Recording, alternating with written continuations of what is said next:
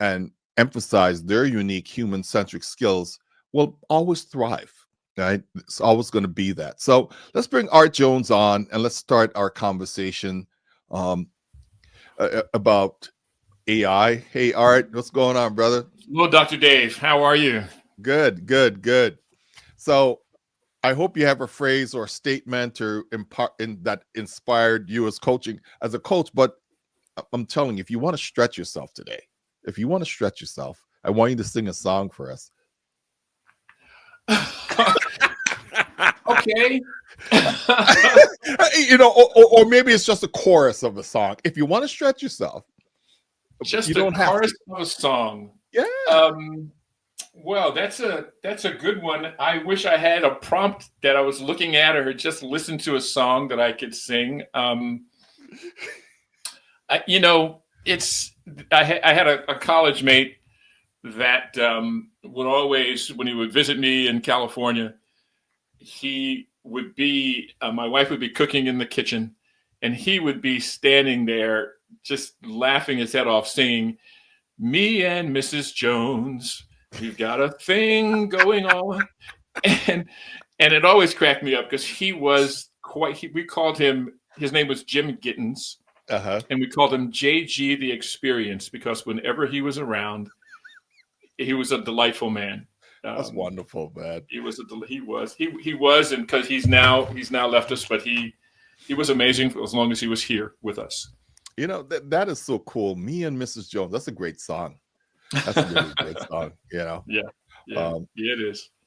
So why don't you tell our audience a little bit about you? I like to do elevator pitches because people are going to discover more about you as we're having these discussions. But what do you want people to know as an elevator pitch? As an elevator pitch, I guess I've always had a sense of curiosity, wanting to know what made things work.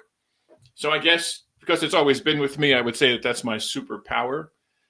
And curiosity, when I got into corporate life, served me well, because I was on the sales side of technology, and it wasn't selling so much that I enjoyed, but it was the problems that the corporations that I called on had, and the training that I received was open-ended questions that got the customer talking more than I talked.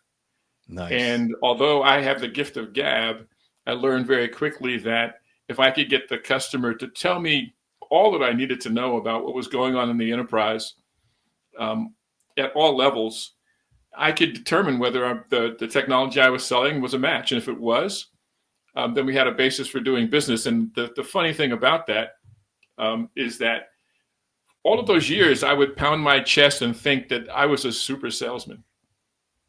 And the reality was, I was a business analyst, a solution architect, and project manager. And I was good at those things. But in hindsight, I was a pretty good coach, because all of the questions I was asking were open-ended. And I learned to just ask the really thoughtful and insightful question. And the clients would eventually say, "Arthur, you've found the problems that we thought we had. You found problems that we didn't know we had, but you haven't what we're going to buy from your corporation yet." And that's what our clients do when we're coaching them. They come to the realization on their own. So long before I got coach training, I had coach training when I was at Xerox Corporation, and it served me well for all these years. That's not exactly an elevator pitch, because I think we're at the 100th floor by now, because that was kind of long, but that's a little background on where I come from. You're climbing, you're climbing.